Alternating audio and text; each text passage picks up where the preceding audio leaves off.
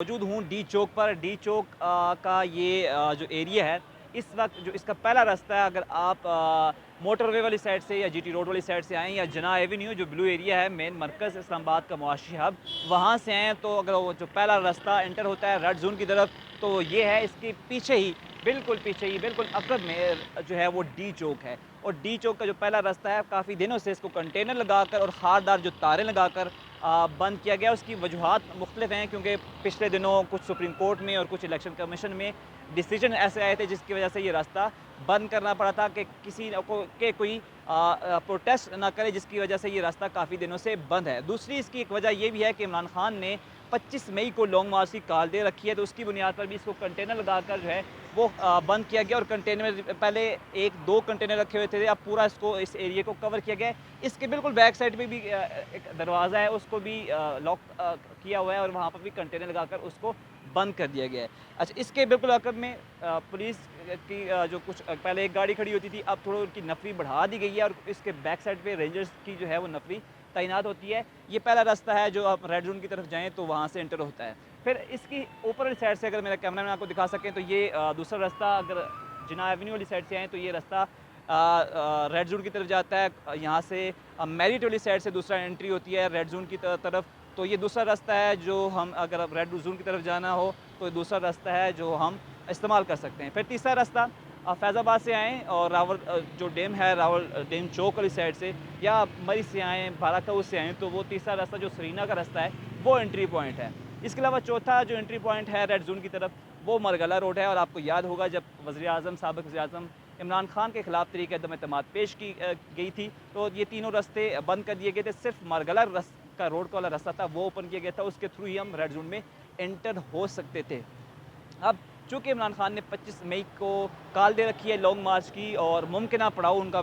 جو ہے وہ ڈی چوک ہو سکتا ہے، اور اس سے پہلے بھی وہ ڈی چوک پر 126 روز کا دھرنا دے چکے ہیں۔ اس کے ساتھ ساتھ ان کے ساتھ اس وقت عوامی تحریک بھی تھی، لیکن اس وقت وہ جو ہیں اس وقت تحریک انصاف ہی یہاں پر پروٹیسٹ کرے گی، دھرنا دے گی۔ ان کی ڈیمانڈ یہ ہے کہ ارلی الیکشن کا جو ہے وہ ڈیٹ دی جائے، اور جب تک وہ ڈیٹ نہیں دی جائے گی تب تک وہ یہاں سے نہیں اٹھیں گے۔ دوسری طرف حکومت بھی جو ہے وہ چاہ رہی ہے کہ جس طرح مولانا فضل الرحمان کا ایک لانگ مارچ آیا تھا تو ان کو ایک جگہ، خاص جگہ سری نگر ہائی وے پہ، یعنی کہ یہاں پر ہم جائیں تو پشاور موڑ کے پاس ان کو الاٹ کی گئی تھی، تو وہاں پر انہوں نے کچھ روز قیام کے بعد جو ہیں وہ اپنا دھرنا ختم کر دیا گیا تھا۔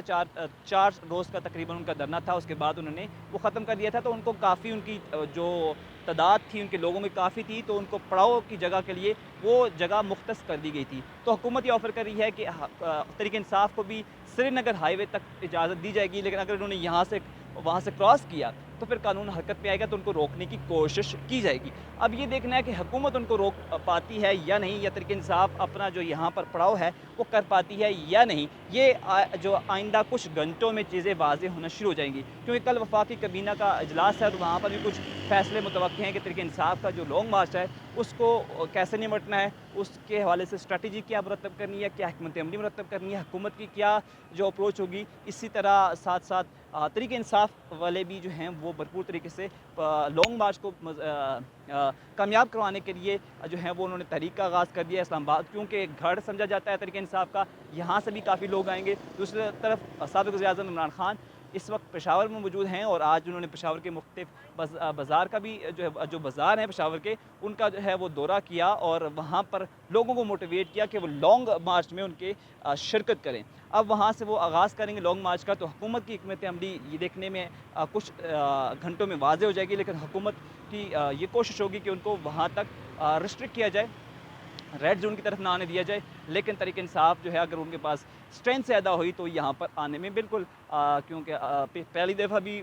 2014 میں وہ آئے تھے، تو ابھی بظاہر لگتا ہے کہ یہاں پر تک تو وہ آ ہی جائیں گے۔ اب صورتحال آئندہ چند گھنٹوں میں مزید واضح ہو جائے گی کہ حالات کس طرف رخ کریں گے۔ البتہ یہاں پر جو ابھی سچویشن ہے وہ نارمل ہے۔ جی